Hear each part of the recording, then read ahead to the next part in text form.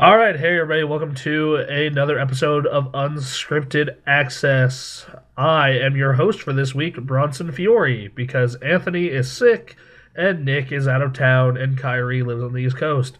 So you're wondering, then who does he have with him? Well, after a long hiatus as a guest, I have brought back Alexander Banks.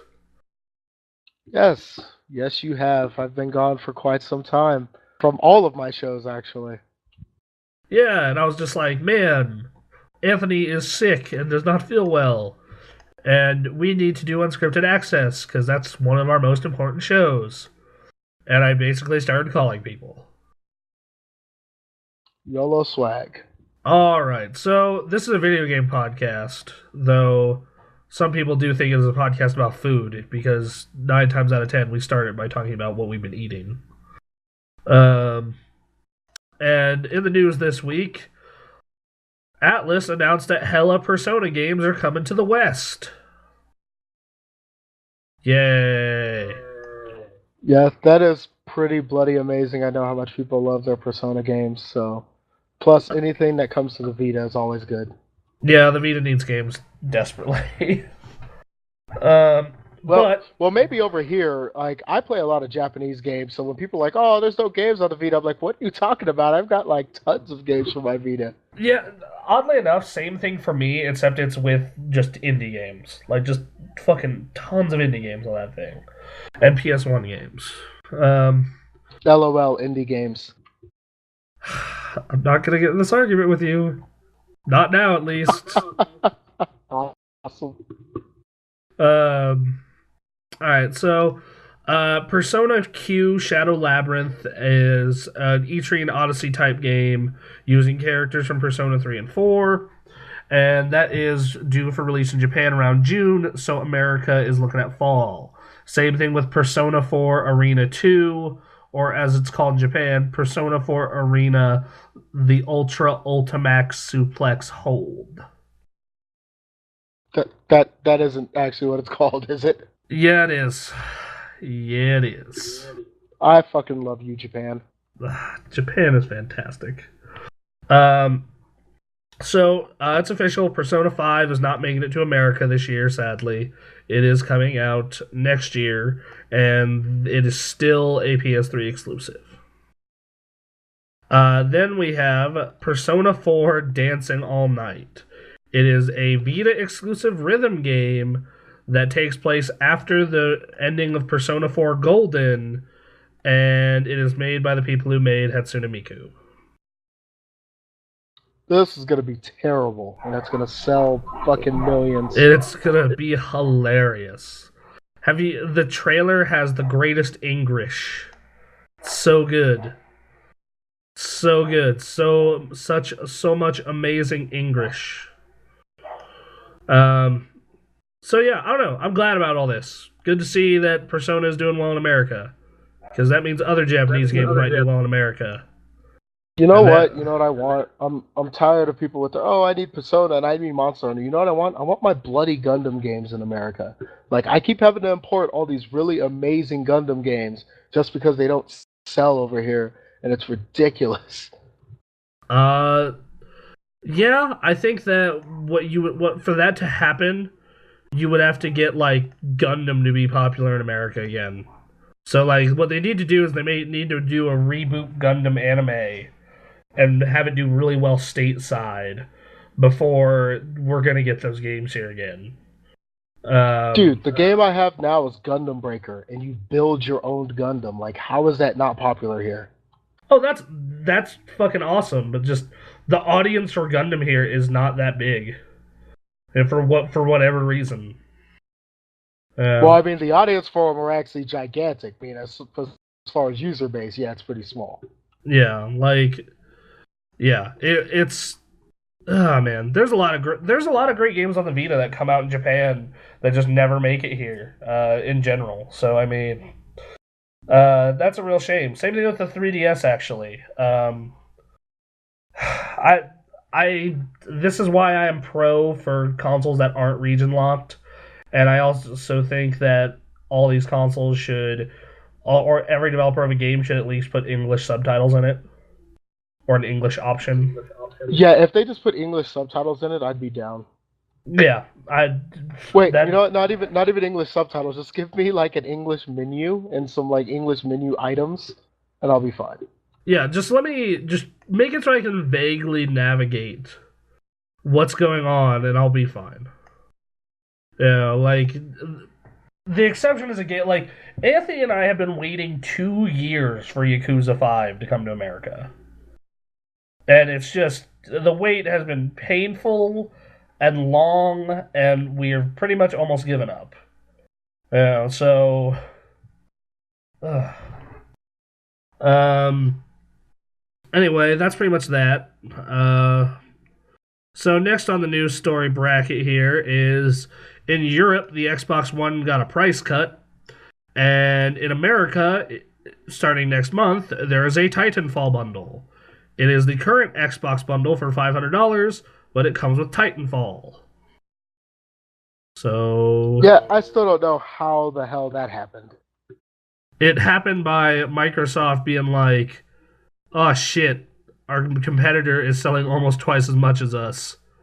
We need to move this thing. How are we gonna do it?" Well, a price cut really wouldn't be an option right now, because then we'd lose money on selling them. Well, let's bundle this game that we're publishing with it, or co-publishing it with it. That's a great idea. And let's make sure it's the game that everyone would buy the system for. What I think is funny is, I first saw that bundle, I looked and I just saw the number 1 on the Xbox card, and I was like, oh my god, it comes with a year of Xbox Live. That's amazing. Then I found out it was a month. I was like, dude, that's a rip. Yeah. I mean, it's $500. It comes with Titanfall, a month of Xbox Live, and then all the other crap that came with the Xbox One. Which, I don't know, like, hey, saves you $60, I guess. Because if you're buying that system, you're probably going to buy Titanfall. But even then, like I think this is going to make the Xbox One more competitive for even if it's only a brief period of time, because it's like, okay, well, this system's $100 more, but it comes with a game, so it's only like $40 more. And the game is a fucking awesome game. That beta, oh my god. We talked about it. I played the crap out of that beta. So I used to play like competitive Halo and competitive shooters. I've won a good amount of money playing competitive Halo, and I really have not been into a competitive shooter for years and years and years and years. And this is just, I was ready to sit and learn every little thing about this game and start looking at what the rules for MLG are going to be. That's how much I was just into it. So hopefully, yeah. So I mean, this is going to make things more interesting, because now if you factor in a game, the price difference is only $40 between the two systems. And you could argue, well, the Xbox has Kinect, which has its own value set up for it. And then it comes down to games, which that's always going to be personal preference of. So, you know what else makes the Xbox One better, though? Okay. All right. Okay, so when I opened up my PS4, I sat there and I was like, oh, hey, they gave me a headset. It is the biggest piece of crap. The PS4 headset is just this little thing that they look like they went to the Dollar Tree and picked out for this console.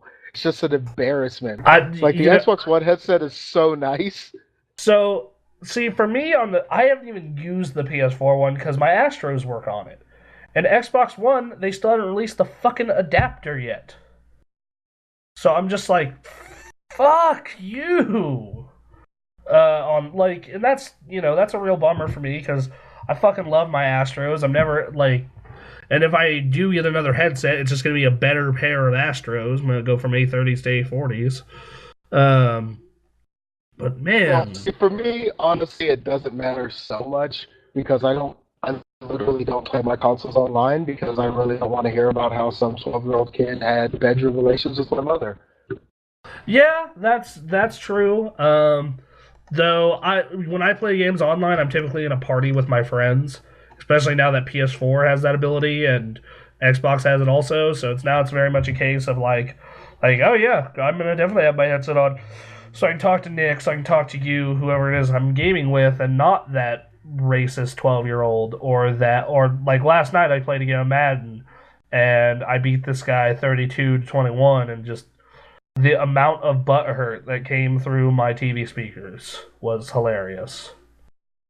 Um, so yeah, I I think this is going to make things more competitive. That said, when your libraries are largely the same and your competition is $100 cheaper, it is gonna always be hard to sell yourself.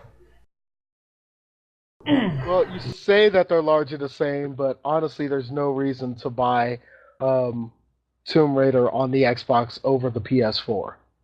Yeah, I I would agree with that, but then like you know, Well, the PS4 version runs at 60 frames per second at 1080p, and it actually uses the Tress effects from the PC version of the original game, which is amazing. And actually, the PS4 version looks head and shoulders above my computer version, which is saying something because my computer is a yeah, beast.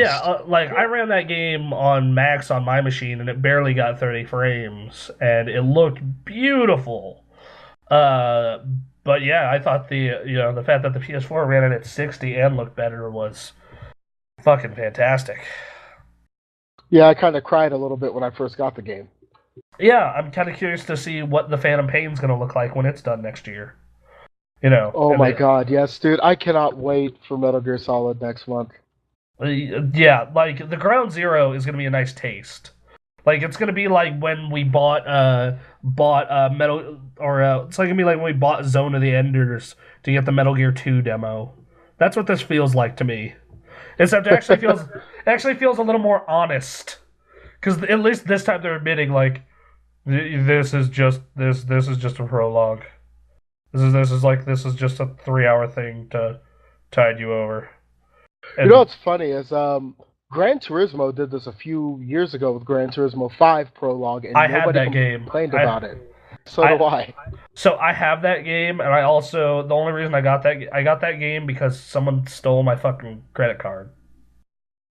They hacked into my PSN account and bought a bunch of shit, and I disputed it. But if you dispute a charge on PSN, Sony will fucking close your account, and you still have to pay for those fucking games. So that sucked.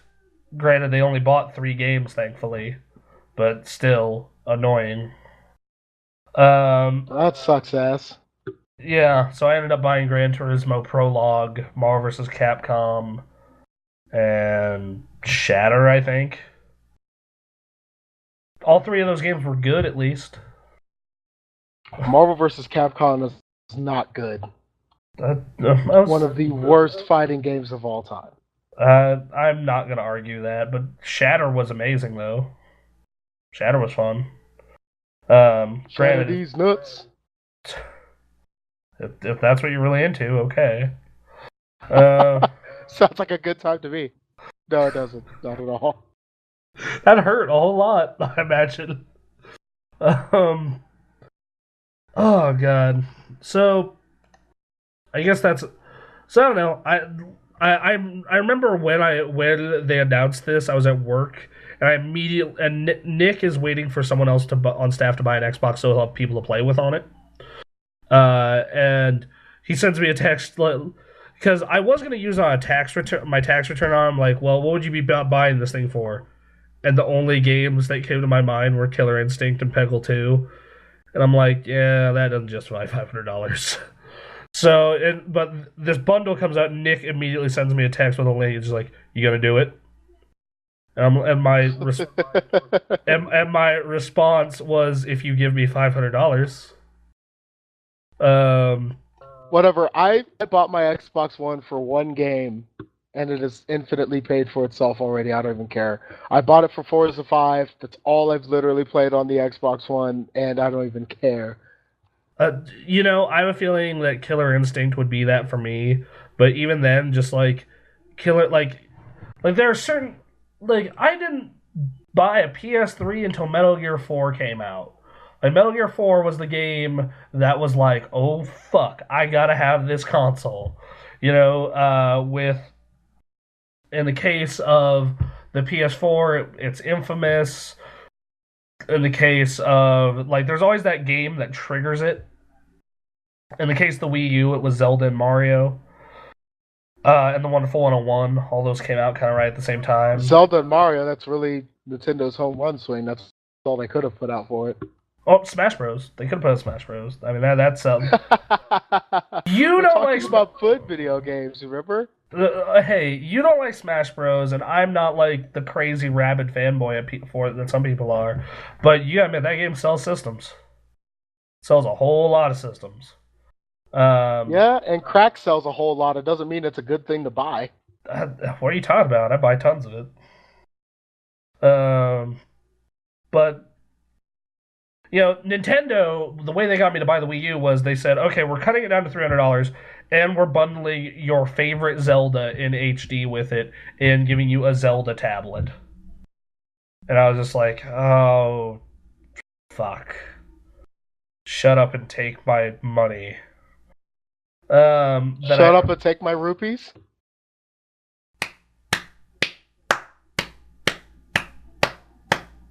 Can you hear the clapping?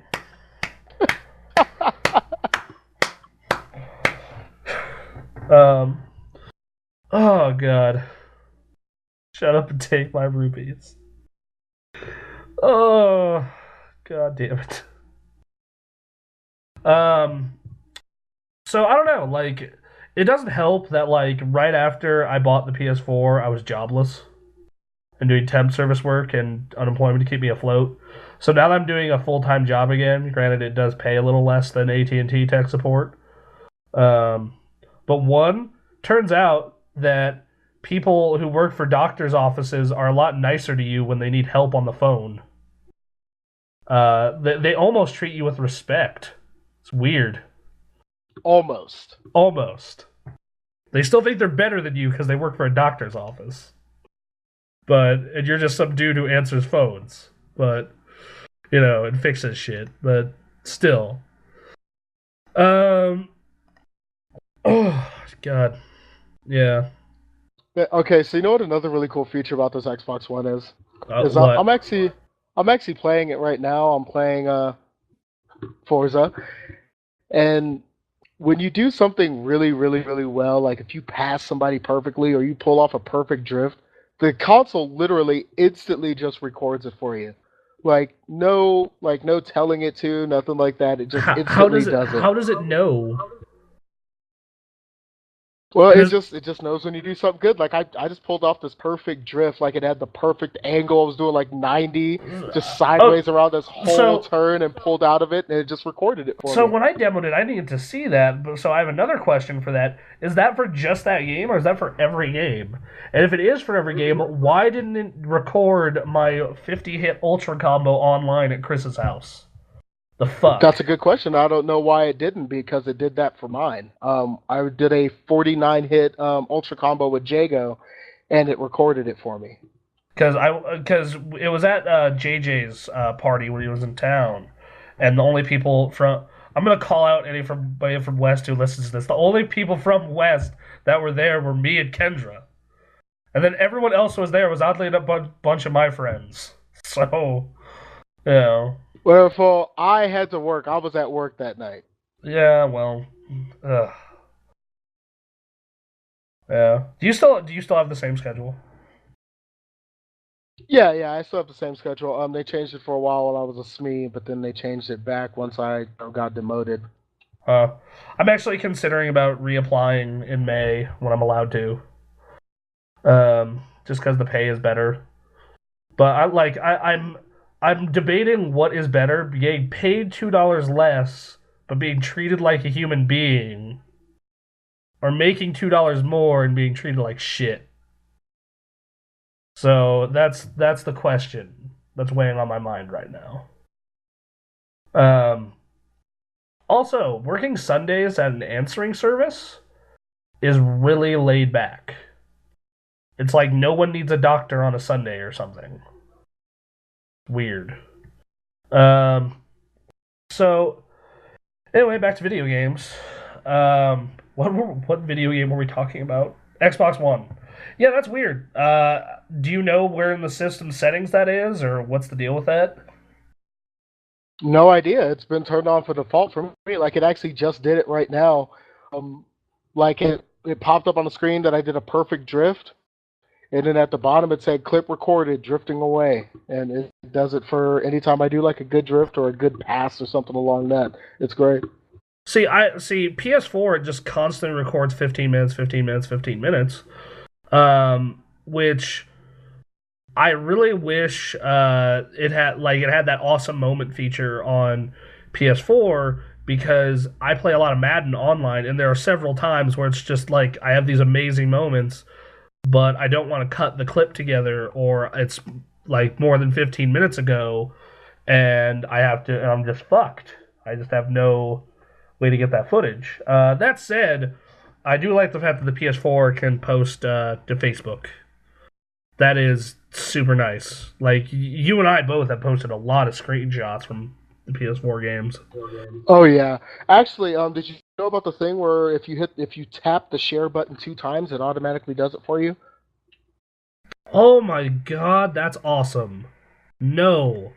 No, I did Yeah, not. little things I found out about both systems, dude. Just random stuff. It's all the little things with these new systems that are actually making my day, honestly. So I've actually been in the Final Fantasy 14 beta, and we're not allowed too much to talk about MMOs on this podcast because Anthony and I, back when we were both addicted to WoW, just would take over these podcasts with MMO talk. That's why MMOs and MOBAs got their own show on this website, actually. Um, but I was playing, and I was level 1 doing that first quest where you have to kill marmots, hornets, and shrews. And Yeah, I posted a screenshot of me and Token Black Guy killing things. That was the name of his character, Token Black Guy. I that's laughed friggin' awesome. so hard.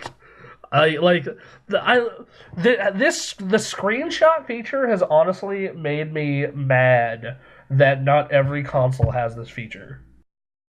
Right? Um, like I will be playing. Like I was playing through the Last of Us DLC, and I got this amazing headshot, and I was like, "Oh, I gotta post that." Like, oh. Just like I love the social aspect of these consoles, and it's a very minor thing. And when they announced, I was like, "Oh, that's cool." I'm not gonna use that much. But like when I was playing Tomb Raider, I posted let's see, one, two. I posted like 14 screenshots of Tomb Raider. My personal favorite of Laura looking up in the river of blood. You know, Awesome. like, and I posted constant screenshots of Assassin's Creed when I first got the system. Um, Like I wish specific PC games had it built in because the annoying part about PC is you screenshot the game and then you actually have to go through the process of going on Facebook and uploading it. Like I uploaded that Warcraft screenshot that was a reference to Zelda. Yeah, that I linked you in. Yeah, the it's dangerous to go alone. Yeah, that was in a raid and we just killed a boss and I turn around and I see that I'm like, oh, okay, that's funny. Um, But yeah, speaking of Final Fantasy 14, I'm in the beta. I'm liking it a lot. There's a lot of things though that it does that just aren't refined as Warcraft, like the way it takes you from quest hub to quest hub and whatnot.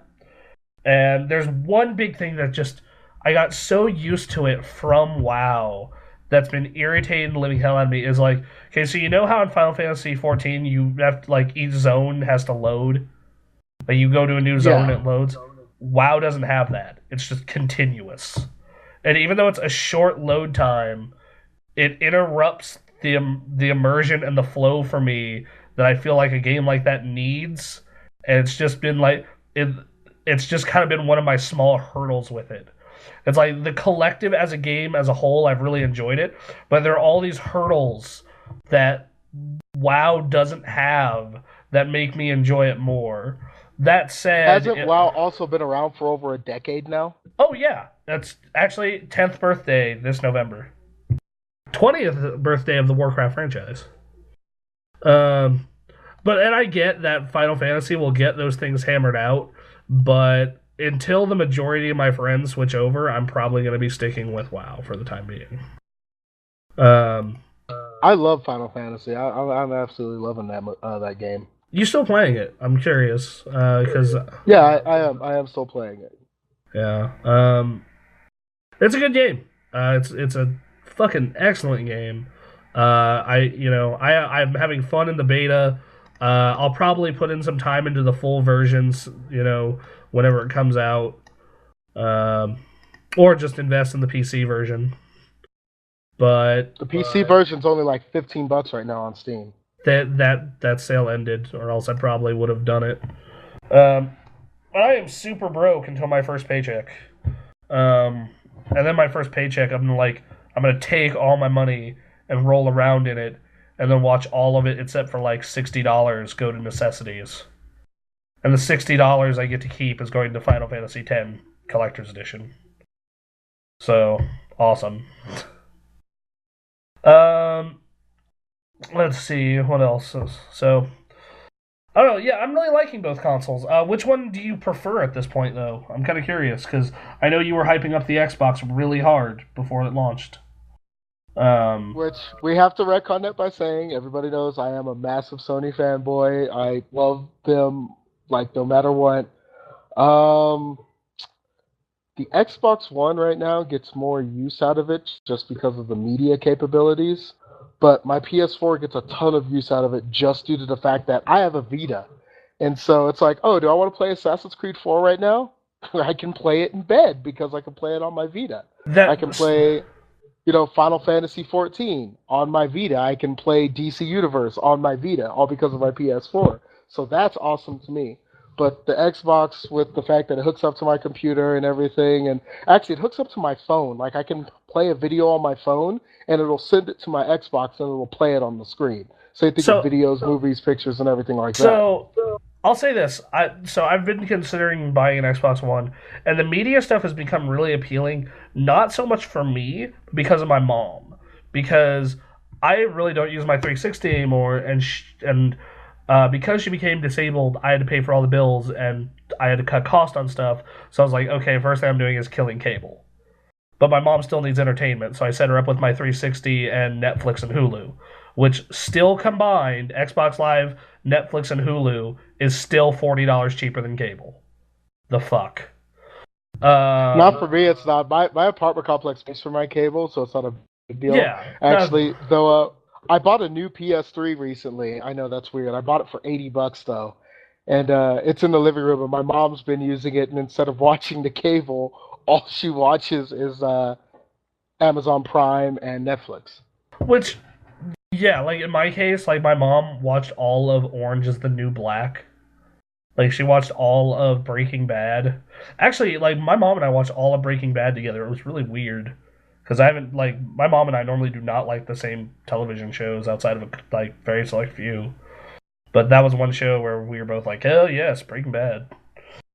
So, part of the reason I wanted an Xbox One is because of those features for her. Like, for me, I wouldn't really use them that much because most of my media is, my laptop is maybe 5 feet away from my TV's HDMI port-ish. Click. Oh wow, I have the ultimate media machine hooked to my TV. Yeah, see, my computer, it's obviously hooked up, but it's hooked up to the Xbox now, with XBMC. So what I do is I can actually snap in and have picture-in-picture of my computer whilst I'm playing my Xbox One, so I can be playing Forza and watching a movie at the same time. I really liked that feature about the Xbox One where you can go snap Netflix and watch a movie while playing Forza. That was cool. Yep. I like that stuff, but at the end of the day, a lot of that stuff would be much more appealing for my mom than me because you've seen my way that my room is set up. Because my laptop and my TV are so close to each other, I've been doing that for fucking years. Yeah, so have I. I have a 50-foot HDMI cable in my room that runs from my computer and my desk all the way over into my my audio video receiver, which then goes into my TV. So I've been doing all the home theater stuff as well. Like I said, XBMC is amazing. Speaking of weird audio video shit, is I was playing The Last of Us DLC, and I noticed whenever a loud sound would happen, my headphones would go out, and I thought my headphones were taking a shit or the mix amp. And I plugged in my headphones by themselves to my computer, and everything was working fine. So I was like, okay, that's the mix amp. And then I updated the firmware on it. That didn't work. I started reading online, and I found out that some Astros in late 2012 got bad mini USB to mini USB power cables, and I was like, really, motherfucker, I'm gonna have to go buy one of these. But what I did first is I went to Astro's website and complained to their tech support, and they're like, oh, yeah, we can help with that. Just give us the serial number for your mix amp. And they did. And they're like, okay, we're shipping you a cable. It'll be there in 2 days. Got here today. Awesomeness. This is why I have found that it's worth the money. So I'm figuring out where the money on shit like Astro and Razer and Alienware goes. Like, those products are already, like, they're already built better, but it doesn't all go to build quality. It goes to better tech support and support overall. You know, like, that's where it's going. It's like, if this shit breaks, they have someone competent to fix it or just send me a new cable. And the new cable they sent me is massively thick. Like, this That's thing, what she said. Oh, yeah, it is. But no, seriously, like, the old USB cable I had was, like, a kind of thin one, kind of like the one you get with a PS3. But this thing, like, this is something you use to, like, legitimately choke someone with. Won't break. Yeah. But, so, I don't have a 1 yet, but I can talk about PS3 quite a bit. And so far, I love a lot of stuff about it. First off, I love that it doesn't have a power brick. I love how they continue to keep that as a trend for their consoles. I know a power brick isn't that big of a deal. You can just throw it behind the TV and no one sees it. But I have to move my consoles a lot because of our recording setup. And it is nice just to be able to unplug and go. Like that's that's a small little thing that I like. The PS4 controller is perfect. It is. I don't know if I would say it's perfect. All right, what is your complaint with it? No, actually, you know what? No, I literally don't have any complaints about it. Like I said, Sony fanboy. I love the DualShock design. The triggers on it are great. But the Xbox One controller is bloody amazing. For a couple of reasons, actually. The triggers on the Xbox One are they have force feedback in the triggers. Yeah, the rumble triggers. I got to try those. Those were really cool. Yeah, when playing Forza with those, like when you go to press on the brakes, like it forces your finger back up. It's amazing. So the reasons I prefer the PS4 one are 2 reasons. One is the bumpers, because the bumper I found it kind of hard to press the bumpers on the Xbox One. Like they were harder to press than the 360, and I like the alignment, like the way the PS4 one is set up where it's symmetrical. That said, I love the fucking analog sticks on the Xbox One. Like, those were so good. Those things were so unbelievably comfortable. So if you were going to create your perfect controller, what do you think it would be? It would be... So, I would take the PS4 controller, make the battery life a little longer, and put rumble triggers in it. Oh, go ahead. And then maybe the Xbox One triggers. I'm not really sure if I like those on this form factor, but I might try that also. Yeah, so for me, I'd keep the R1 and L1 buttons from the PS4 because those are perfect and they're not super clicky like they are on the Xbox One. The Xbox One kind of takes a lot of strength to push them down. Yeah, like that really bothered me. But yeah, go ahead. Yeah. So basically, I would honestly just keep the entire DualShock 4, add the triggers from the Xbox One, but instead of the face buttons of the PS4 buttons, I would have the I have that Razer Tournament Edition Onza Sabertooth controller. They're mechanical buttons with Cherry MX switches from keyboards installed in them, and I would have those on there. So here's an idea: we all just replace all these controllers with Wii U controllers. Tablets for everyone. Tablets for every. I'm so down. Can they get the Xbox One triggers though? Yeah, sure. Why not? All right, then you know what? No, that how did neither of us say that the Wii U controller was amazing? That thing is really comfortable. Yeah, no, I've been playing a lot of Donkey Kong on it. It's been solid. Yeah, the way it sits in your hand, like the way it rests on your fingers and everything, it actually isn't as comfortable as people thought it was going to be. Yeah, like that thing I can play it for hours. Like, and usually anytime I boot up the Wii U, it turns into a massive session because every game I own on it, except for the Wonderful 101, is something that you just want to play in long sessions.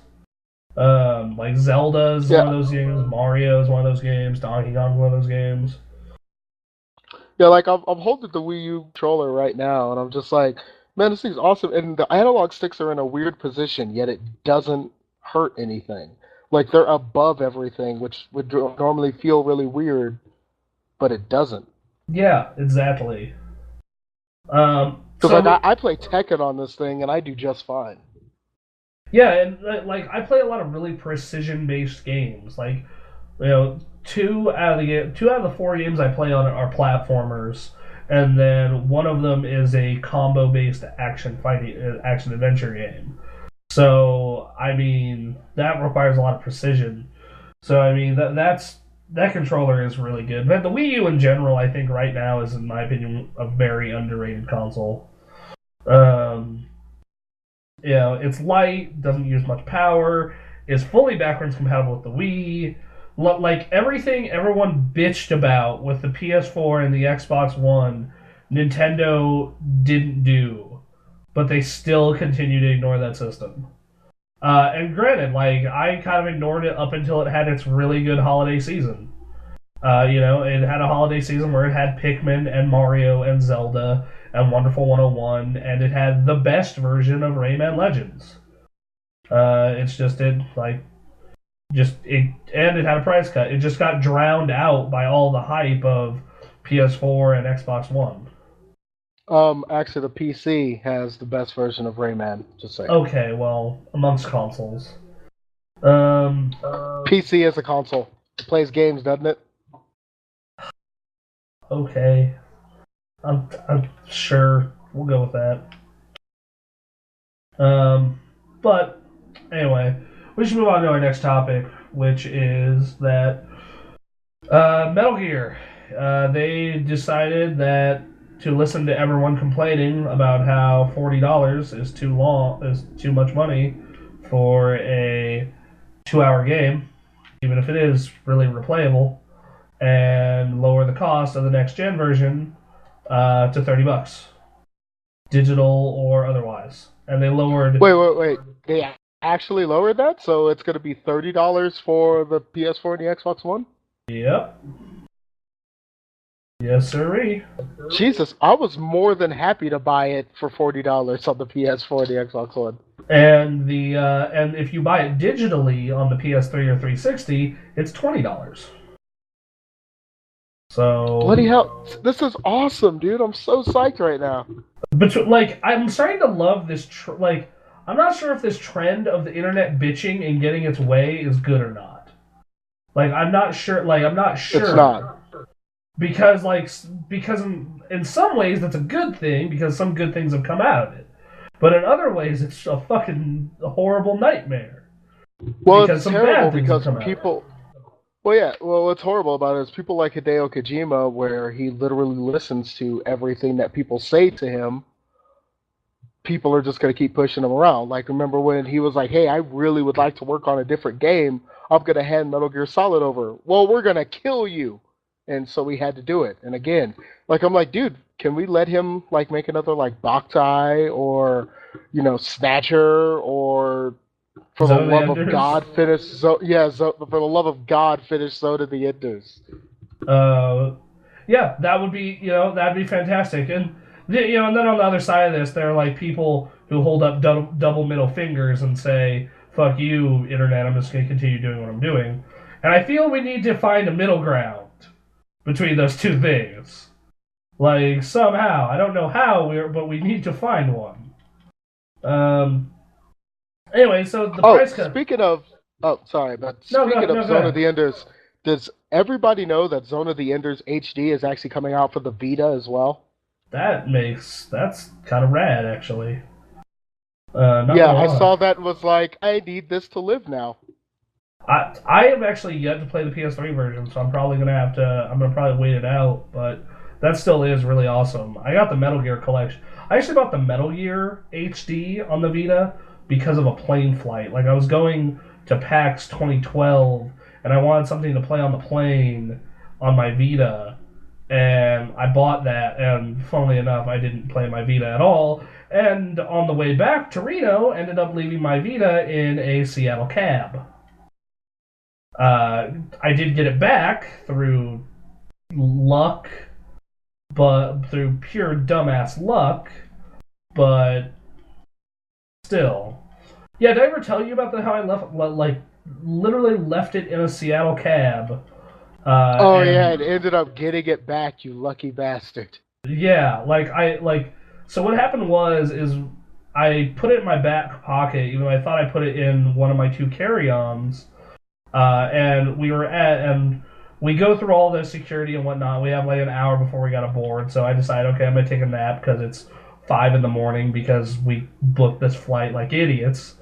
And took a nap, got up, was like, oh, I kind of want to play some Metal Gear now. And I'm like, where's my Vita? And I go check my other bag. I'm like, Quinn, where is my Vita? Did you borrow my Vita or something? He's like, no. And I start looking through all my bags. I'm like, oh my god, did I leave it in the cab? Did I leave it in the hotel? And I proceed, and I have the cabbie's number because I had to give it to him to call us when he got there.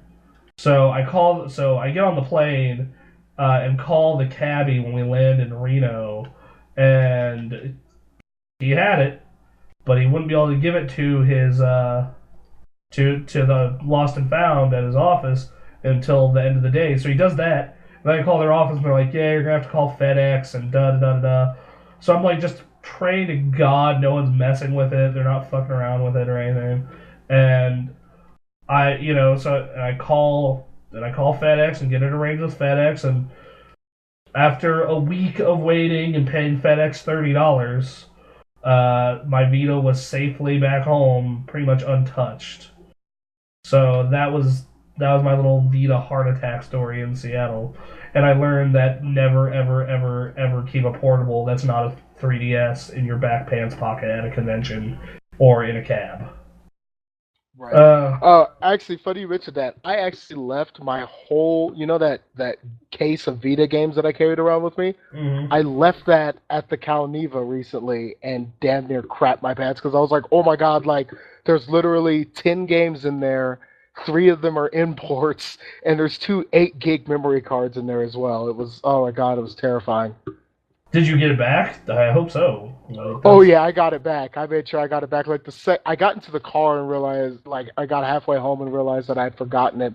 And I called them. And was like, "Yo, I left this here. I can name every game that's inside of there. Like, it's mine." Like, okay, well, you'll have to come and pick it up from security. I get there and the security guard's like, "Damn, man, I was really hoping you weren't gonna pick this up."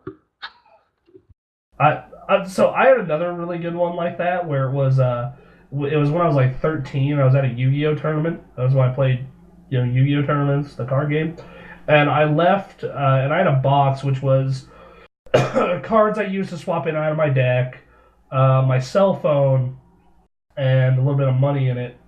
And I left it at the tournament entry table, and I played all my fucking games throughout the day and all this other stuff. And then I was about to leave, and I remembered, oh shit, where's my fucking box? And I go to the tournament. I'm like, yeah, do you guys have this? Da da da da da. That's yeah. I see it. I'm like, oh my god, that's my box. And the motherfucker quizzes me on what's in the box, and glad he did because security. But I was like, oh really, dude? But then I tell him there's money and then there's this specific terrible Nokia cell phone because I'm fucking 13 and that's the kind of cell phone you have as a 13-year-old is a shitty Nokia that's indestructible. And got it back. I don't know. Like, it's good to see that not all people in the service industry are horrible. But on the other end, like, so lucky. Especially because here's something I've learned. People at card game tournaments are assholes and will steal shit constantly. I cannot tell you how many cards I've had fucking stolen at those tournaments. Anyway, so Metal Gear $30. Fair price now? Fair price then?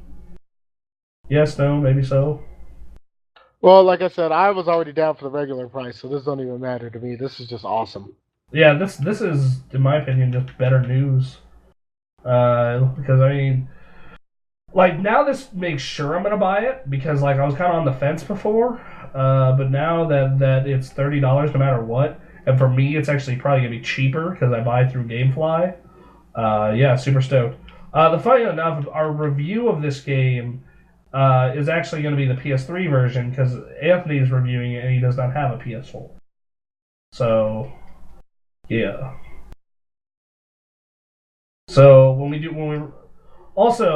if we do get a review copy, you know Bremen is reviewing Dark Souls. Yeah, it's funny because Berman is a major rage quitter too, so that's gonna be hilarious. That's A, hilarious, and B, like I'm gonna like I'm looking forward to like because I'm gonna help him with the text review because he sent me his first written article and it was fine, but he's definitely more of an artist than he is a writer. So I'm gonna work on helping him improve his writing, and like I am looking forward to sitting with him and watching him play that game and seeing how angry he gets. And I'm also looking forward to the 60-minute access of that game where it's just failure for an hour. Um, oh, good. So, let's see, what else is there? We talked about the price cut. We talked about, let's see, price cut. Oh, man. There's something else that was really big recently that I want to talk about. Oh, Ramus, Ghostbusters guy croaked. That sucks. Oh yeah, I heard about that. Yeah. Yeah, this Metal Gear news, like I've never been that like, oh man, get like at my current stage in life, I've never been like game is $60 should be this amount of hours. But when I was younger and very, very, very limited in when, and how I got games, value was very important. Like a game like Final Fantasy X was a godsend, right? Because it was very much. Oh yeah. Because it was very much a case of this game is good, and it's to do everything. It's going to be 100 hours, and these 100 hours are going to last me until my next game when I get a good report card, or I save up 2.5 months worth of allowance, or a birthday comes or something. But now that I'm older and have a little more disposable income, but not as much time per se. When you say, "Oh, this is this is a game that costs, $30," I'm not as like, "Oh man, that's whatever." Like this is a 2-hour game for $30. Most like if I told that to 13, 14, even 16-year-old me, he would probably slap me for buying it. But now that I'm older and A, see games in a different light, and B, also I'm in a different financial situation, I kind of don't really mind as much. And I feel a lot of people are that way though. Like they have a limited amount of time to enjoy games. They have a limited amount of money to pay for games, and getting an experience that is only 3 or 4 hours long, that kind of sours them, I guess. Yeah, and you know what I call those people? Poor. Oh, you've been there. We've both been there. Yeah, no, I most certainly have. But at the same time, I'm just like, I mean, like I don't have issues with shorter games as long as I enjoy them for the entire time I play them. Like the beginning of Final Fantasy 13 is a 20-hour tutorial. Did not enjoy that. Was not worth my money for that reason. Well, yeah, it's Like, like exactly like I would, and that's the I guess a lot of thing that a lot of younger people or you know I would say mainly younger people who are commenting about this are the ones complaining because they get a game. I mean, like think about when you were a kid. You got a game like birthday, Christmas, maybe on a good report card, maybe and then the rest of the time it's renting. So you had to make games last. So exactly. so when so like if you bought it, so like let's say you blow. So like say you're a kid, and like Metal Gear Ground Zero looks super awesome to you, and it's like okay, this is my birthday game. This is the game I'm gonna be playing for the next 2 months till I get scrimp my allowance together, or do whatever it is I need to do to get another game. And it's 2 hours long, or like 5 hours if you do everything. I can definitely see the situation in which you would not be happy. Like that's because like I said, we're grown adults and have jobs, and like if you and I want to go buy another game, we work overtime, or we Yep. or or if you don't, or we just wait until our next check, or a check when we can afford it. But like it's not like, I mean, at most if you or I really want a game, it's like a 2 or 3 week wait. But for him it's like, and also when you're younger, time travels way fucking slower, as we know. So for him it's like 6 month wait. All right, Which I'll give them that. But these are the same kids who ask for Call of Duty every year, and it's the same game every time, and they think that that's the greatest thing ever, but they won't give Metal Gear a chance. Oh, I agree. Like, I'm not arguing their taste, but I mean, but like to them though, like Metal Gear, because of all the shit that you can unlock and whatnot, that is a 70-hour game to them, and they get to experience it with their friends. So I mean, that like there's a case where value comes into it. It's the same reason. Like you and I are big JRPG fans, and I'm guessing part of that is because as kids, those games lasted like 60, 70 hours, and you and I knew that okay, this is my birthday game, this is my Christmas game. I'm going to be able to play this until next holiday, or until I manage to mow enough lawns or do whatever shitty thing I need to do to get money is. You know? And that's how it was for us, obviously. But man, I don't know. I kind of want the perspective of a kid now, because at least that was mine. Like I remember getting Final Fantasy X as a birthday gift, and just flipping my shit because I knew that because one, that game was awesome and it actually still is one of my favorite games ever. But I also knew that Final Fantasy X was going to last me well into whenever my next game was. Yep. But can I laugh at the fact that nobody's complaining about Titanfall, which is $60, and it is an online-only game with no single-player campaign? First off, that like there are two ends of this where I'm like, I don't know if I should be mad at this or not, because on the one hand, Titanfall is incredibly well made, and chances are, if you get into Titanfall, you're going to get well more than your money's worth for it, especially if you're playing on PC, where online play is free. But then I think, like, well, if it's multiplayer only, maybe they should do a price cut. But considering, you know, I don't know, like, yeah, like Also, one thing I did have with Titanfall: matchmaking. Why are there no dedicated servers? why is there not good matchmaking? Because so 14 was the level cap in the beta, and Yeah. and me and a party of several other level 14s got into you know got into a match. It was me and four other 14s and one 12 against a bunch of like level 7s and 5s. I mean, that's just mean. But at the same time, honestly, you could have been level 14 and I could have been level 2 and still beaten you in that game. Because that game is actually really forgiving for the most part, so that's a plus. It is. I'll agree with that.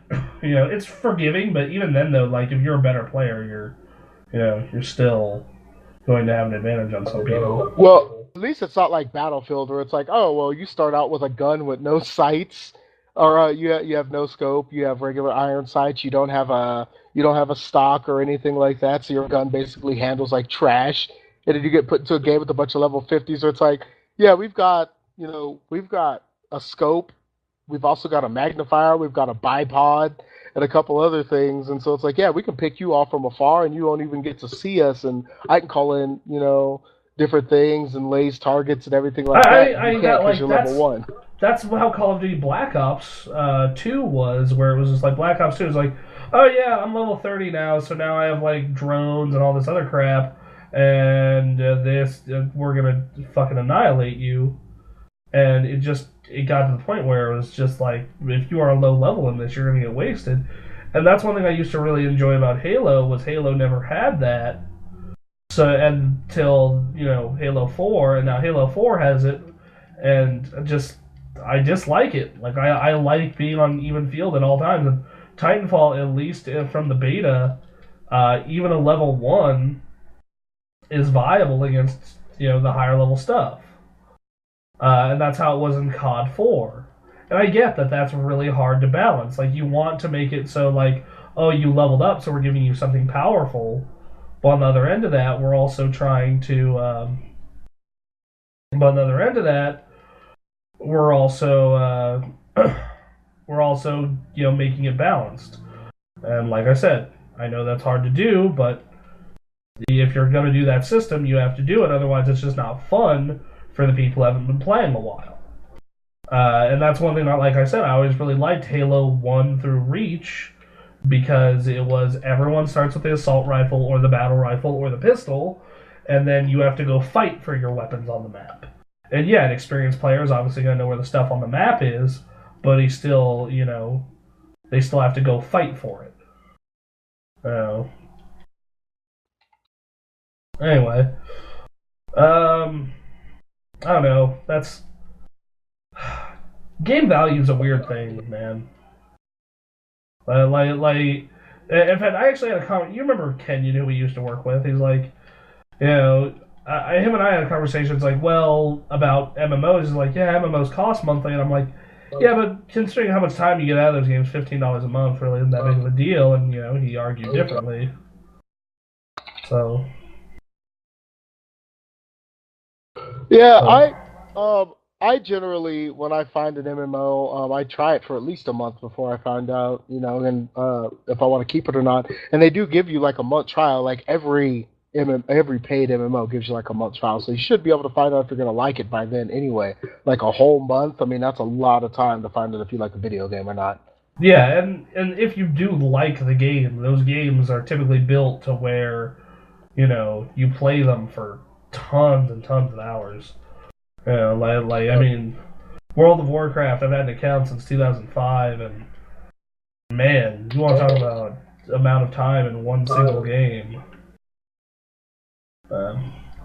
Anyway, we should be moving on to our next topic here, which is, we did Metal Gear 5. Okay, so Nintendo has a new deal to sell 2DSs, 3DSs, and 3DS XLs for Club Nintendo members. You'll be able to download Pokemon X or Y for free if you register a 2DS, 3DS, or 3DS XL and buy and register Animal Crossing New Leaf, Donkey Kong Country Returns 3D, Lego City Undercover, Mario Kart 7, Super Mario 3D Land, or Yoshi's New Island. This is good from March 1st to March 31st.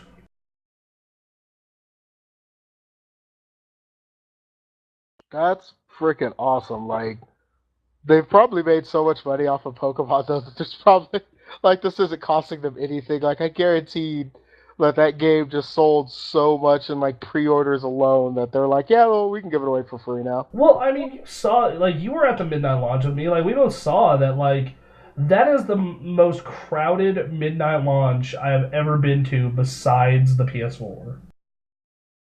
Like, that was, like, it was insane. You were there. You mean the midnight launch with all the random 14-year-olds that were hitting on me? Yeah. Uh, yeah, basically. 14-year-olds, that one lesbian chick. That lesbian Uh, chick was hot though. she was. Like, yes. That lesbian girl was hot. And then, like, there were several moments where I felt bad because, like you said, there were attractive fucking people there who were, like, 17 and 14 and 15. You're like, oh, God, I feel like a dirty old man. Pretty much. Like, just... And then we saw one of our supervisors there, which that was extra awesome and weird. Yeah. Yeah, Ivan being there, that was awesome. I've actually seen him at my grocery store also. Like, he shops at the same grocery store I do. Weird. Oh man, but still, like that packed midnight launch, and then like because the 3DS is such a cheap system. I mean, at the low end it's 130, and at the high end it's $200. And because Pokemon is so huge, like when that game came out, everyone was talking about it. Like just everyone I knew was playing Pokemon. What I loved was that night when you dropped me off at the bus station so I could take the bus home. As I'm sitting there playing it, this guy gets on the bus and is just like, "Is that the new one?" Like, yeah. He's like, "God damn it, was that tonight?" Oh my god. Just like random like 23-year-old guy like doesn't look like he'd ever played Pokemon. It kind of looked like kind of gangsterish, and I'm just like, "Oh my god, are you serious right now? Like, this is amazing." That's what you love about Pokemon, though. Like it has just infected our culture. It's so great. Like I mean, I like have you? You know what? That's a new story forever. Have you seen this Twitch plays Pokemon thing? I have not actually. I've seen like it mentioned. I have no idea what it is though. Okay, so I will tell this to you. We talked about it last week, but what it was is this guy invented it was all right. So here's the setup. You play it's a stream of of Pokemon on Twitch, where what you enter in the chat controls what's going on in the game. So like let's say you hit start, start happens. Let's say you hit up, he goes up. All right. Now, so at this point, there are currently, last I checked, there have been anywhere from 50 to 100,000 people watching that stream at any one time, and currently they are grinding to go to the Elite Four. They have all 8 gym badges. And it took them 15 days. And like there have just been all these amazing memes, like just so you know, Pidgeot is Bird Jesus. The Helix. Bird Jesus? Yeah. The Helix fossil is our god. Flareon is the false prophet. I mean, basically a religion started around this, and it's amazing. I mean, you need to catch up on all the shit that has gone on with this. Like, I am going to send you the Reddit story I read called "The Story So Far," and it will keep you updated on everything. They nickname all the characters. So Pidgeot is Bird Jesus. Let's see. Zapdos is Archangel of Justice. Venomoth was an interesting one where because some people are typing, like its name ended up being AAAATTTTT so its nickname is ATV, All Terrain Venomoth.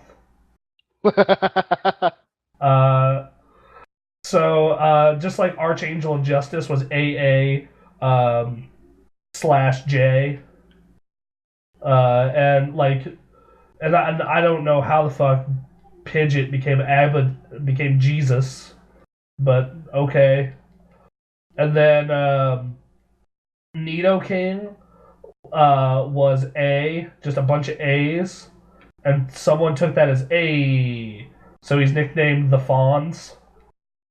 And then when he and then when he evolved from Nidoran to Nidoking, they called him King Fawns. Just it's amazing. It's seriously like they. So last Sunday, when they tried to retrieve Zapdos from the PC box, they ended up releasing a shit ton of Pokemon, and like they lost a ton of party members. And now in the history of this stream that is titled Bloody Sunday. Holy crap! This thing is crazy. Like I'm looking into it right now. I can't believe I didn't get into this sooner.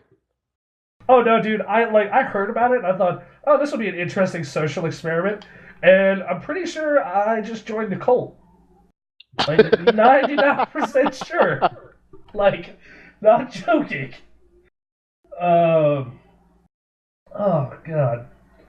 Like I remember I told Quinn about this, and he's like, oh god, what kind of cult did you join?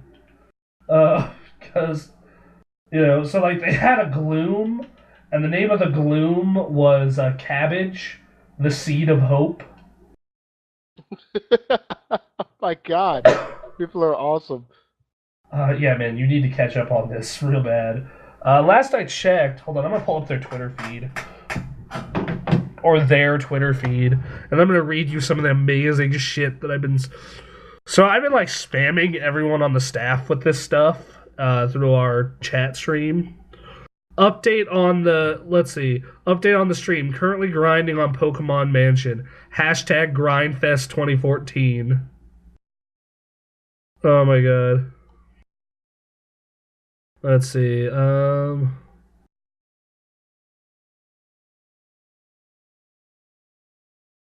Okay, let's see. What do we got here? Oh, the Church of Helix. Let's see. God. So it's the Church of Helix and his disciples Jay Leno, Abby, and Bird Jesus. Oh my god, this has really been just amazing. Oh man, I'm trying to find I'm trying to find some really good stuff here. Okay, I'll pull this up from my phone. So at one point they had a Rattata that became a Raticate in their party that they ended up releasing. His name was Dig Rat or Big Dig. And here's a little excerpt on when they spent like 3 days in the Lavender Town Tower trying to beat it. Because you have to understand that, like I said, all their controls are just fucking people entering shit into a stream. By the way, they're planning to do gold and silver next. Oh my god, yeah. So how exactly did they set this up? Was this like a software that just reads input? I think so, and then it just sends it to the ROM.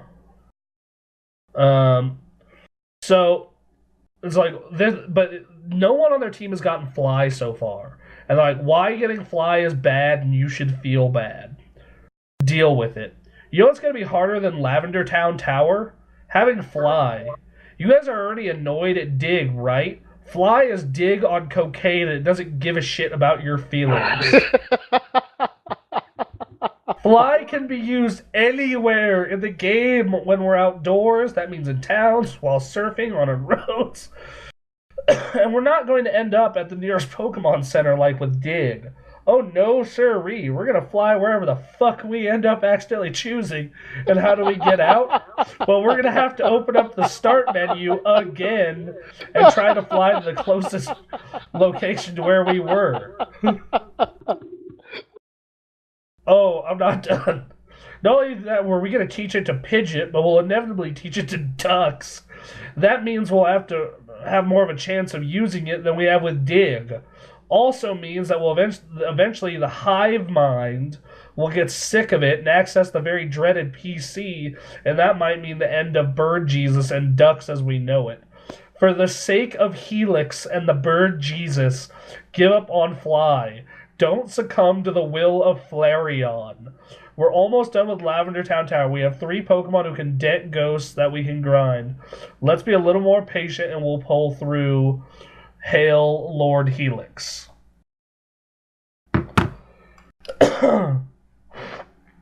that amazing enough for you? It's so awesome. It's so completely amazingly awesome. Let's see. Yeah. Let's see. Rest in Peace 2014. Ducks, the Slayer of Trees. Dig Rat / Big Tig, the exit strategy. I already told you about Gloom, the Seed of Hope.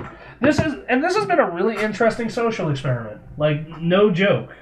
Like, just from the perspective of just like, oh, we're gonna you are watching 50,000 people play Pokemon, but on the other side of that, it's also like, holy shit, how are they getting anything done?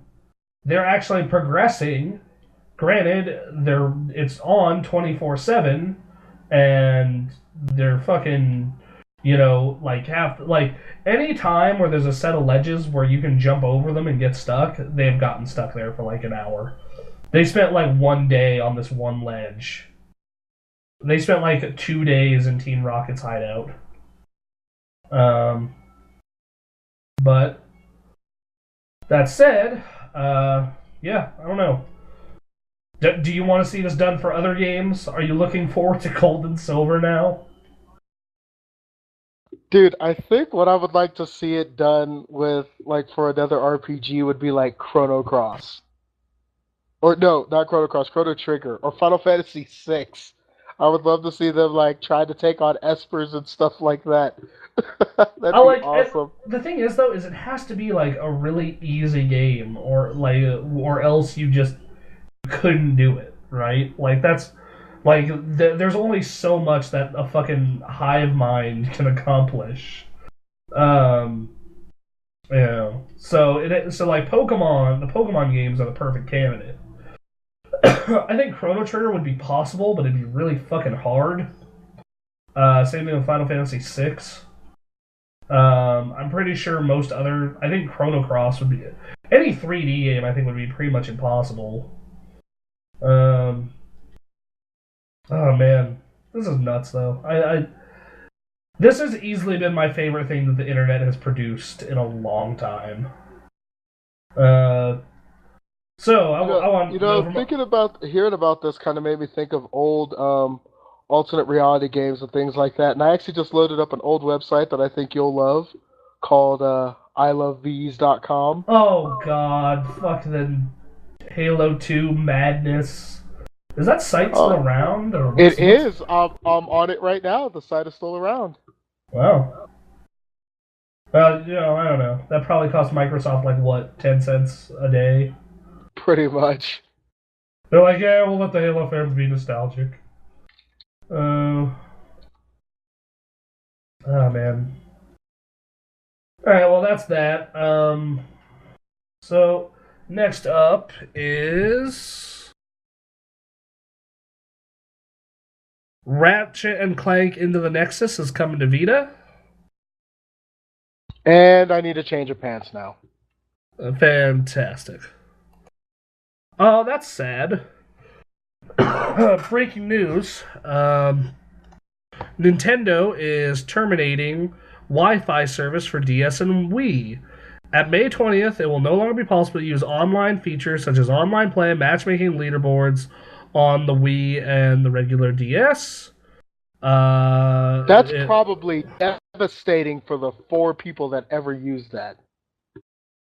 Let's see. Numerous titles will lose online functionality. The Wii Shop channel and DSi Shop will be unaffected. Oh, okay, so the important thing is, okay, we're okay. All right, this is fine, actually. I said, that was terrible for all of the 4 people that actually used the online play with the 3D or with the DS and the Wii. I don't know. Mario Kart was really awesome on the Wii for online, but like no other game really worked all that well. But I don't know. That's still always a bummer to see it go down. It's not gonna be like the original Xbox Live though, where like I remember people flocked to it, and some guy managed to stay in Halo 2 to keep it alive for like 6 days. Um, all right, well, that's pretty much it for news stories. So let's hit our comments. This is a fast episode. I think we might actually get under. Sadly, we're not going to hit our marker for 2 hours. Let's see. That's for Anthony. Wait, I do have one more thing to mention. Oh yes, Aliens Isolation. we've talked about that a little bit. It looks. I don't know how to feel about this because I reviewed Aliens Colonial Marines, and I'm not ready to love again. This is gonna be more along the lines of Amnesia beats Dead Space with no guns, and it's gonna be awesome. Okay, because yeah, it's gonna take you back to being the original Alien. There's gonna be you as like a little girl locked on a spaceship with one alien, and what is more terrifying than that? Like all the aliens in the current games, like Colonial Marines and Alien versus Predator, things like that, they're basically just bullet sponges. Like they pretty take a bunch of much. bullets, they die. Well, this is like the original imagining of the alien. Like it's this unstoppable killing machine. It's not exactly evil, but they are completely freaking terrifying because it's a monster that can't really be stopped, and you don't have any way of stopping it. So that game's gonna be freaking awesome and terrifying, and I can't wait to play it in surround sound and So like. it reminds me of a game that just came out on PlayStation Plus. That I think you would actually really like. It's on the PS4. Have you tried Outlast yet? I was about to say, if you say Outlast, I'm gonna hit you. That I think you would really like that game. It's an indie game. That I don't care. It has pretty damn good production values, and it's scary as fuck. Very similar to Amnesia. Um, yeah, I would say give it a try. It seems like it's right up your alley. I remember I actually live streamed that game, and after I think it was like 30 minutes, I stopped because I was like I'm done. I'm so done. But I live streamed the game, and at one point I there's this scene where you're locked in a room, and there's this dude who's going to get into the room, and you have to find a hiding space before he gets in there, and like you hide in the locker, and he looks in the other locker, and then just walks out. It was just like there are tons of moments like that where like I'm hiding under a bed and praying that fucking no one finds me, and while trying to get a generator started, and just I don't know, it's a lot of stuff like that. I don't know, I think you would like it. I think you should give Outlast a shot. That totally seems like right up Isn't your it alley. like free or something like that right now? Yeah, it's free for Plus members. If you have PlayStation Plus, it is free. Go download it. No reason Don't not tell to. me what to do. You're not my supervisor. Well, that's true. If you were someone else on this staff, I would say yes, I am, but I'm not. Sadly, you are not a member of our staff, so I can't do that. I should start saying that to Nick when he tells me stuff. So like, you aren't my supervisor. Then I'll say, yes, I am. Yeah, I stole that from Archer. I've actually been getting into that show. I really like it. Dude, I really say fun. that at work all the time to people. Do you say it to other SMEs? Other tech, or when you were a SME, did you say it to other SMEs trying to tell you things? I did. Actually, do you remember our SME Zach? When we were nesting, he's Yeah. actually a supervisor now. He's actually my supervisor, and so when he tells me to do things, I scream at him that you're not my supervisor. That's fantastic. How's Allred doing? Because yeah. He's awesome as fuck. He actually pulls me a lot to coach some of his agents, even though I'm not on his team anymore. Oh, you're not on his team anymore. That's sad. I don't know. All right. Well, on to questions. If that was the last news story, first comment is about that isn't about Anthony. Guys, any comments about the Anthony shirt? We're saving those for next week, and right now we're up to about 6 people, so we need 94 more of you to say that you want this shirt before we can make them. So get on it if you want a shirt of Anthony giving a thumbs up with the words "I love snowballing" on the front. So is first off is meh. Don't have and will never have the hardware that this game is releasing on, and since I don't game on my PC, I'll skip this one. Twitch shooters are not my thing anyway. Stop playing COD after Modern Warfare. As far as online games go, I like Last of Us. Games more like The Last of Us. I think I'll fire it up right now, actually. Oh no, you and I have both spoken our thoughts on Titanfall. Like we both I first off, I think saying I'm never gonna buy X piece of hardware is retarded. Because you never know if a game that you really are interested in will come out on a certain piece of hardware. Like, I never thought I would buy a Sega Saturn, but hey, Dragon Force turned that around, didn't it? I just love when people are like, "Oh, I hate this." Matter of fact, we just had this conversation on one of my statuses. Well, what's wrong with the PlayStation? Well, it's Sony, so it sucks. Like that's not a reason. Like, can I get an actual reason, or you just hate it for the simple fact of hating it? Then, like, I feel as though a lot of people pick sides because they can only buy one, or only want to buy one, and they want. And again, we call those people poor. And they want to feel as though they made the right choice. Like no one wants to be told your purchase is wrong. So when they hear that PlayStation has this amazing game, it's like it's not that great. Or the same thing with Xbox One. It's just like I don't have a PC and I don't game on a PC and I won't ever have this hardware. So fuck this game. I don't like Twitch. I don't like even if it's true. Like he just doesn't like that style of game. That's fine. But even then, though, like to say I'm never going to own this hardware, that's ridiculous. Because who knows? Some awesome game may come on it that you really want to play, or or who knows? It might be super cheap. You might get one as a gift. But yeah, like I see why you'd want to defend a certain console, but on the other end of that, I don't see like why if you could afford it, you would only be like, I'm only gonna buy Xbox and Xbox. Like, why? You are missing out on a ton of great games.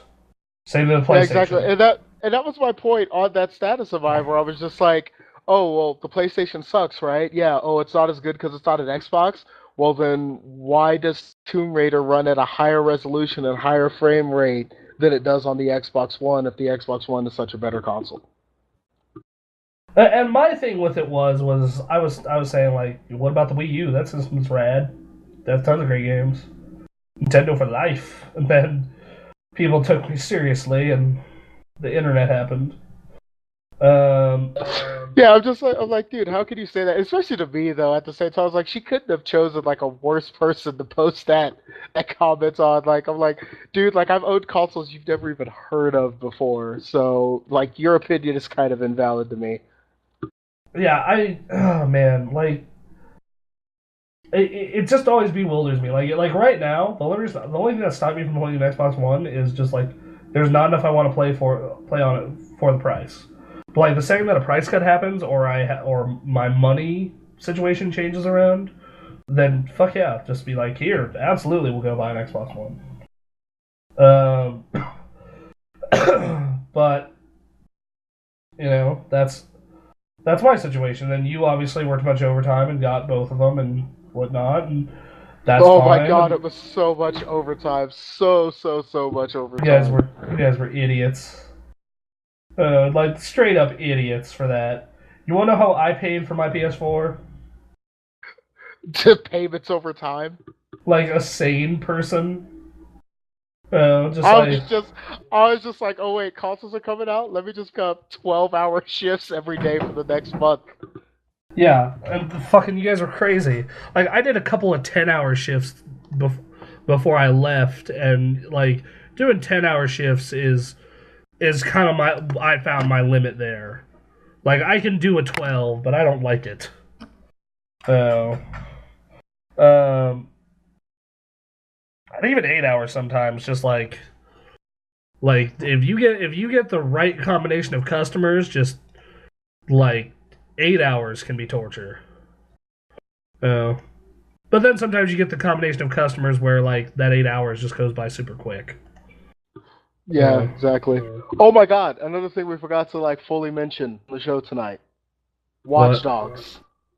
That does look good. That I have not seen the new gameplay demo, but I keep hearing things about that game, and I'm not, once again, not buying that game when it first comes out, but really really looking forward to it. I don't know. So what's up with this new gameplay trailer? They just delved deep into like the actual movement of the game. Like I said, it looks like, and it is a Ubisoft game, and they said that they are. There's been rumors that they are trying to loop it in with Assassin's Creed, so it does run on the same Assassin's Creed engine. It looks like. Mm-hmm. So the free running aspects and everything like that are exactly the same. Mm-hmm. Other than that, just the game itself is completely gorgeous. It looks like Grand Theft Auto 5 on steroids in terms of how clean and clear and everything looks. Um, the gameplay itself, like the gun gameplay, I'm always going to be a little picky about that because I play like Ghost Recon and stuff like that, and I always expect my games when it comes to guns to handle like very, very, very nicely and like have a lot of thought and everything put into the gun gameplay. This one kind of looks to be more of like a GTA kind of shooting where you just kind of point and and press the trigger to pull it. But there's also a bunch of different hacking things and whatnot that are in the gameplay. It's basically looking exactly like an Assassin's Creed game in the future, basically. That actually sounds kind of kick-ass. I just hope it controls better than those games do.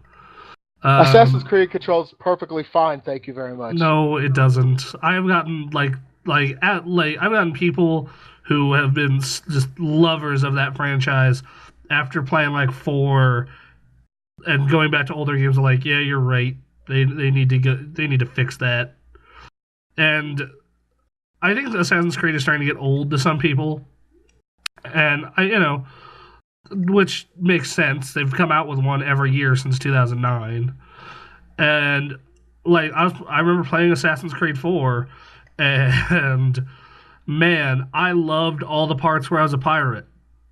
Oh my God, I was just saying that we were out there watching a movie in the living room, me, my mom, and my older brother. I was playing Assassin's Creed 4 on my Vita, and I was like, "Oh my God, I'm finally done with this stupid Assassin's part. It was getting in the way of all my plundering." I know that's what everyone has said about that fucking game. It's like, fuck, this assassin shit is so boring. Oh my fuck! I just want to spend the next 8 hours on this ship blowing up other ships or capturing towns.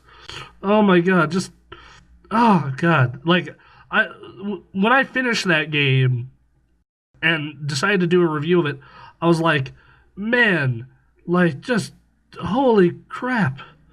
That just all this pirate stuff is awesome, and then you have to play an Assassin's Creed game. You know, like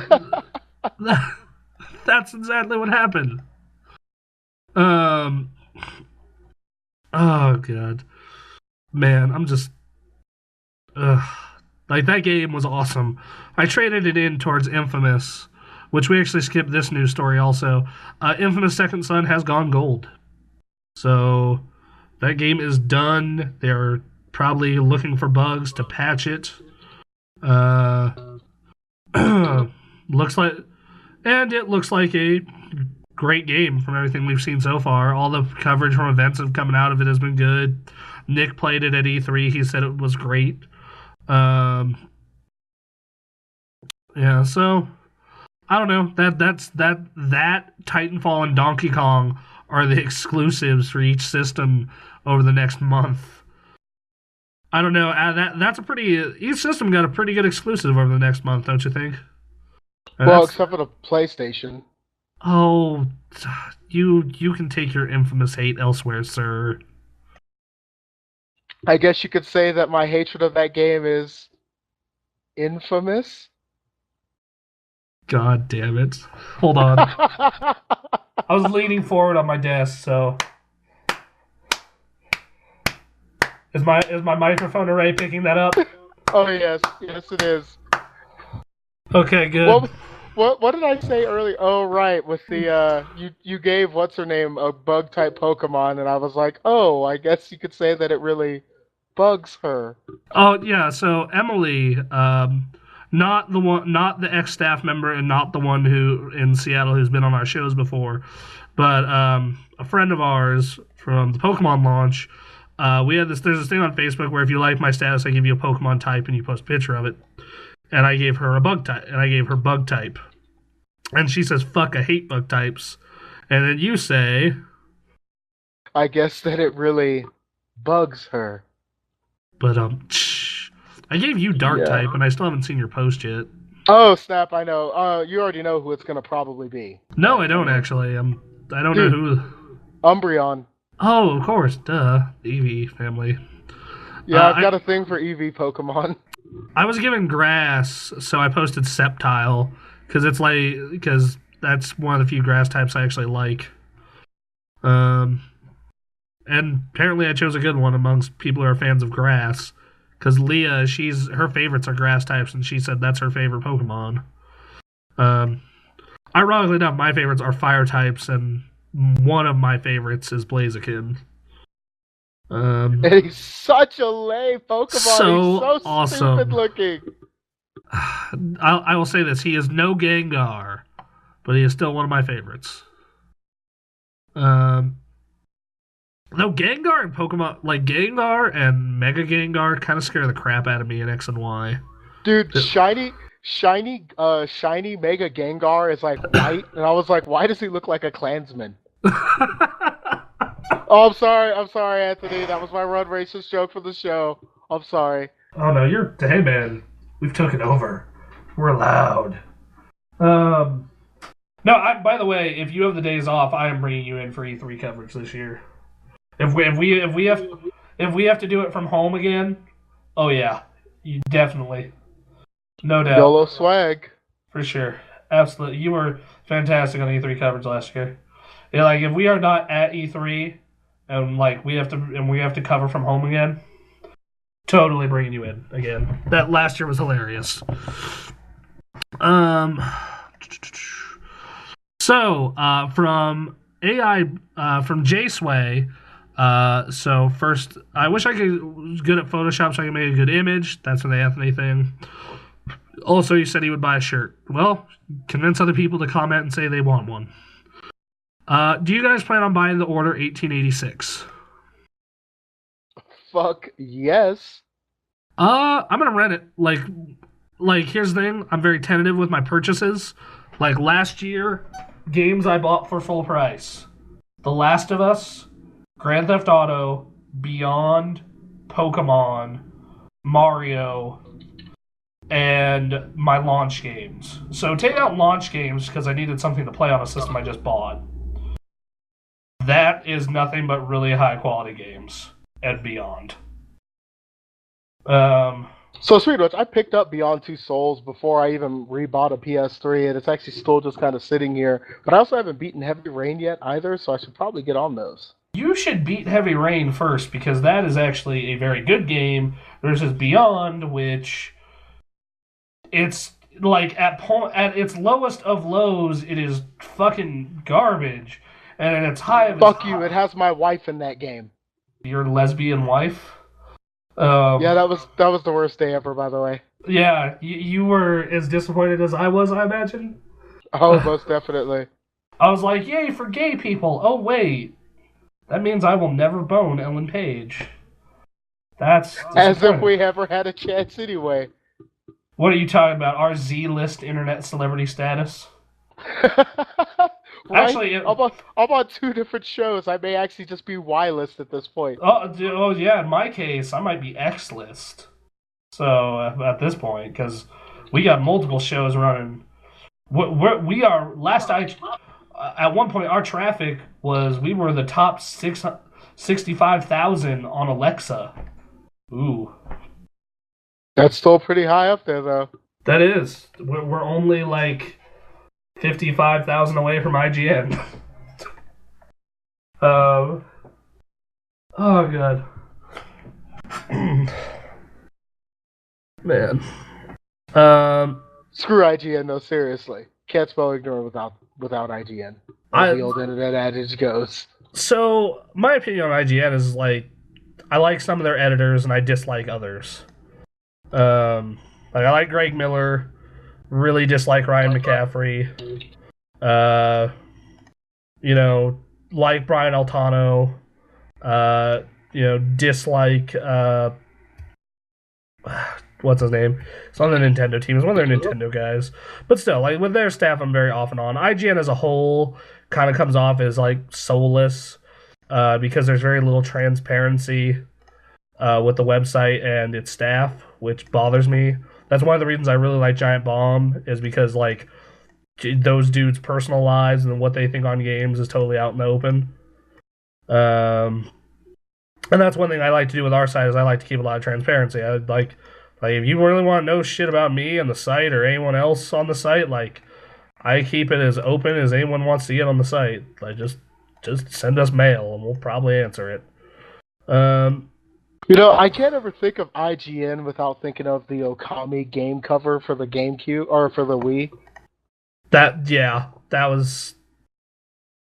was special. Good job, Capcom. To this day, whenever I walk into a GameStop and I see an Okami cover, I'm just like, hey, let's look for the IGN symbol because it's hilarious. Oh, God. Well, my day just got ruined. Why? Somebody just posted naked pictures of Snooki on my freaking Facebook page. I feel, though, that would have, like, the Indiana Jones Nazi effect of, like, your face would melt. Pretty much what's happening right now. Yeah. Do you watch Scrubs?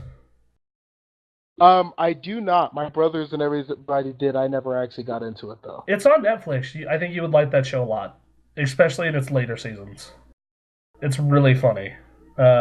Especially because, like, at one point the hospital has an a cappella band on it in its staff. And, they actually, like, provide the music for what's going on in the episode. Mad funny. Awesome. Okay.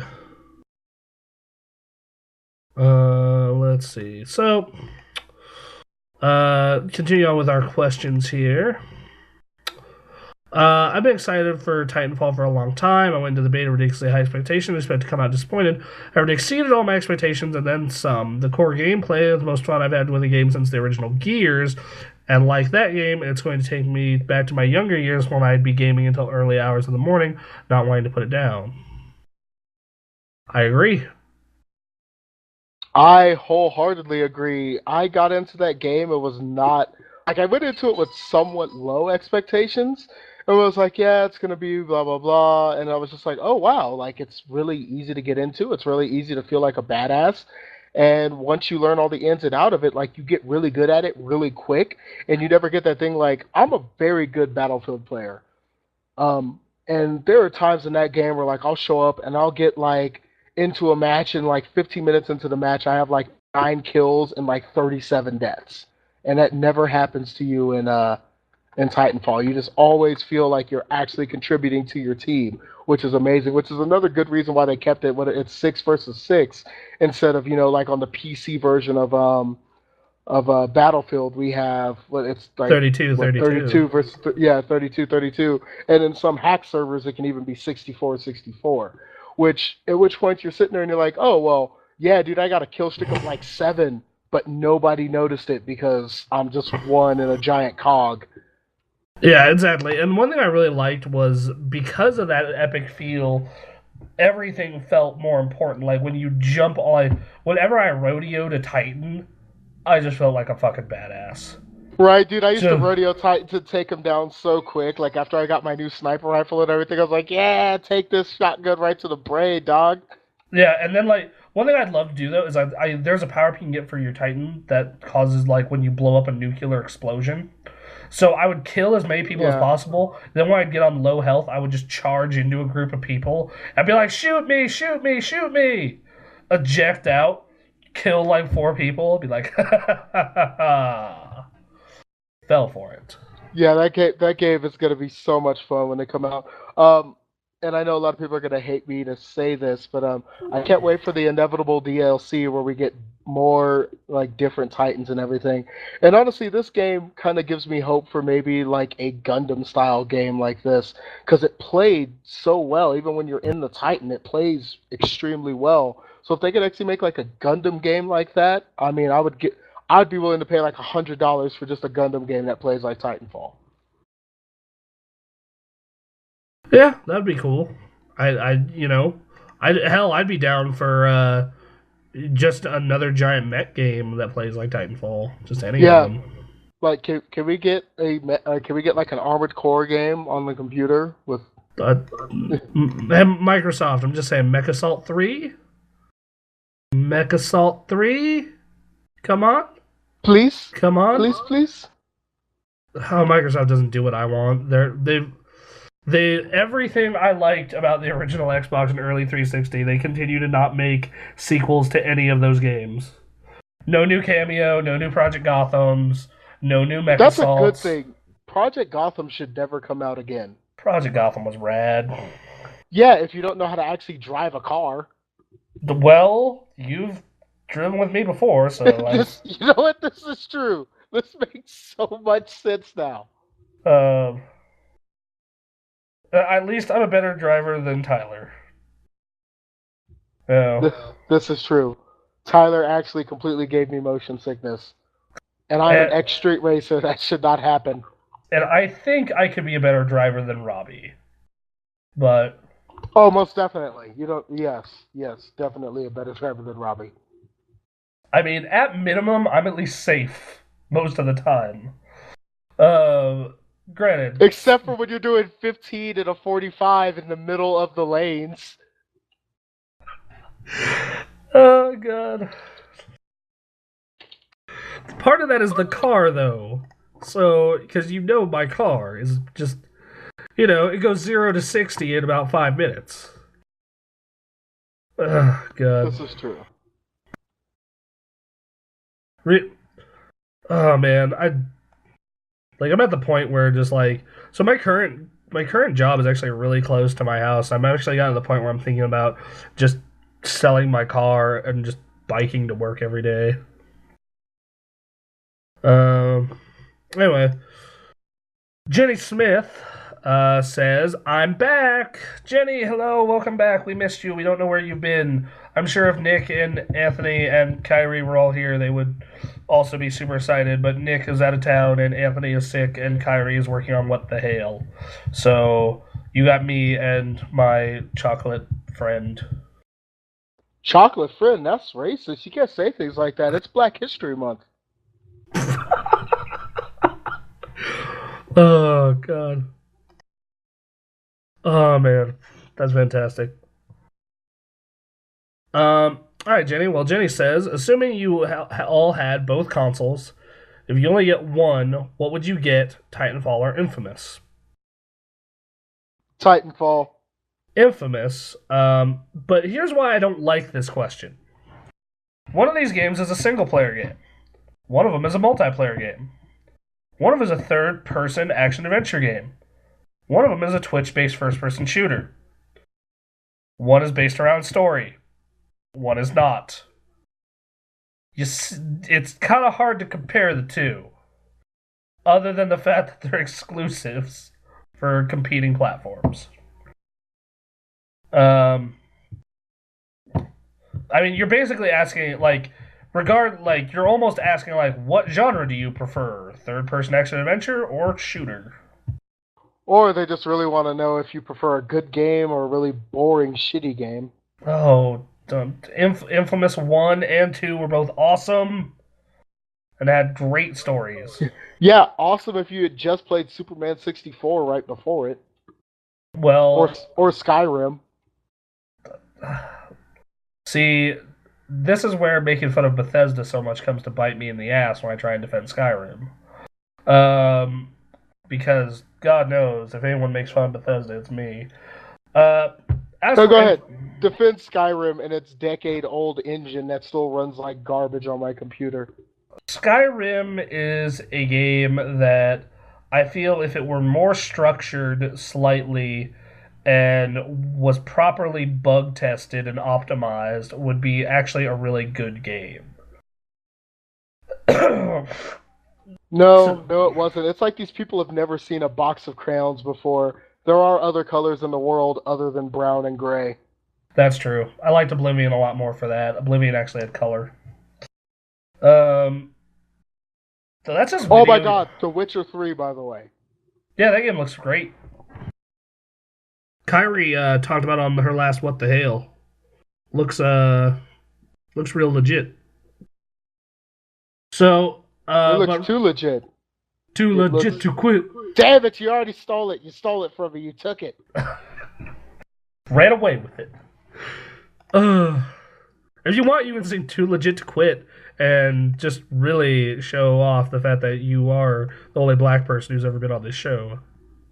I'm also the best looking person that's ever been on this show. I don't know. We've had some very good-looking women on this show. If you want to say that you are one of the best-looking men on this show, I'm I wouldn't argue as much. But we've had some very good-looking women on this show. I mean, incredibly attractive. Hasn't Tori been on this show? No, she hasn't. She's been on. She was one on. What was she on? 60 Minute Access. It was her, Quinn, myself, and Anthony, and then all of us swore like sailors because Mario Party, quickest way to ruin a friendship. Mario Party 4, 20 turns. Done. So I know this is a little bit of change of topic, but did you notice that there's a B-52 flying around Reno right now? No, I also heard it's raining outside. I can't really tell because of my curtains. Yeah, it's raining out there, but apparently there's a B-52 flying around Wonder why. because they're gonna bomb us, obviously. Fucking A. Maybe they're gonna drop a nuke on Reno. Wonder who it is. I wish they wouldn't. I just got this Xbox and all those really cool things that I haven't had the full extent of playing with. I mean, if they could just take that nuke and drop it somewhere else, that'd be great. Carson City wouldn't be too bad. I don't know. I don't want to destroy like something as beautiful as Tahoe. So I don't know. What's a place I really dislike? Take to Arizona. You Take to take out the Jersey Shore. Jersey Shore or Las Vegas. I'm gonna say Las Vegas because Kyrie lives in New Jersey. Get her and her friends and family out of there, then New Jersey. And please don't hate me for this, but can we take out Seattle? I don't like hipsters. So while we're at it, let's take out San Francisco because I don't like hipsters. No. If you want to talk about hipsters, you take out Portland. Oh, That's okay. what, Yeah, so take out Portland and San Francisco. And not Seattle, even all of San Francisco, just the really hipster parts. yeah. Like leave Japantown and Chinatown alone, but you can duke the rest of that place. Like Seattle's kind of like 1/4 hipster, but then like 1/4, outdoorsman, and then half nerd. So, no, Seattle's a wonderful city. I agree with you on San Francisco. If you take all the hipsters, it's not terrible. I like it. Portland is like 90% hipsters. It's like the 90s never stopped. Portland is like the 90s but with modern technology.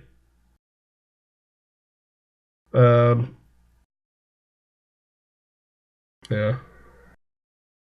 All right. Well, anyway, yeah, Jenny. I don't know. I'm definitely gonna, just so you know, everyone who's asking questions now because we don't have full staff. I'm definitely gonna ask these next week or answer these next week. Shizzle. Faux shizzle. I wish we could have you on more shows. It's just that because of Wes' dumb schedule, we have no, because we record all our shit on Friday and Saturdays. At least right now we do. Yeah, and I don't get home until like midnight on those days. Yeah. And, because we kind of have to revolve around Anthony's schedule because of the whole student thing. Which, that's fine. Currently I get out of work at 3 in the afternoon. Granted, I have to be there at 7 in the morning.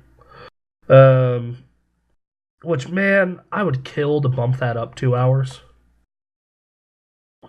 But anyway, I'm on Am Nail HU says, I played a few rounds of the beta. I like the variety of the mechs, and the game seems to be paced well. If I ever get an Xbox One or it comes to PS4 at some point, I'd give it a go. It's just okay for me at this point. I'm more interested in Quantum Break than I am Titanfall. I really liked Alan Wake. Alan Wake is actually one of my favorite games for the 360 and the PC. It's definitely one of the best games of the last generation. So the only reason I'm really excited for Quantum Break is because it's made by that same team. So, anyway, you have any other opinions on Quantum Break or anything like that? Well, Alan Wake was a freaking just masterpiece of a video game. But that's another one of those games where people hate me when I say this, where the game itself isn't very good. Yeah. Like it's like Uncharted. Uncharted, the gameplay itself is terrible, but the gameplay and everything, or not the gameplay, the storyline and the way they set up the movie quality and everything like that are fantastic. It's the same thing with The Last of Us. The gameplay is very cookie cutter third person shooter, but the game itself and the story is just amazing. I would argue against The Last of Us because The Last of Us, I think like the way the actual shooting is only okay, but the way that you kind of have to like use stealth and scrounge for items and use your resources, like that part of the gameplay is really good. I really enjoy that part of it. Like okay, I got an entire room of dudes I got to deal with. I have a shiv, 3 bullets, and some glass. All right, let's do this. And you just kind of have to go through stealthily, like using shit in your environment. Just like, okay, there, just throw that over there, get past them in this group. Then I can find. Then there's a cloth. Okay, I got a cloth, a bottle, and some alcohol. I can make a Molotov cocktail now that they're all in that group. Throw it over there. Okay, that takes out 4 of them. There's still 2. Okay, I'll use my 3 bullets. I used 3 bullets to take out 1 guy. Now there's 1 guy left, but he has a gun. So I'm gonna have to find a way to sneak around him and maybe shiv him or something. And really that game, all those scenarios turn into puzzles. Uncharted, I'll agree with you. Like Uncharted shooting feels really floaty. The melee combat's really simple. Platforming's solid, but it's all very much on a directed path. But yeah, Alan Wake, I'll agree with that. It's like its shooting is okay. It's not amazing, but anyway, that's all our comments, questions, concerns that we've got until next week when we're gonna reread some of those, obviously. Anything else? Nothing I can think of. I'm looking around my room trying to see anything else I can think of, and not seeing much. By the way, I got something I'm gonna send you right now in the chat. They made a song for the Church of Helix. It's called Praise the Helix. I'm so done with the internet. Boom. Yes, send it over the server.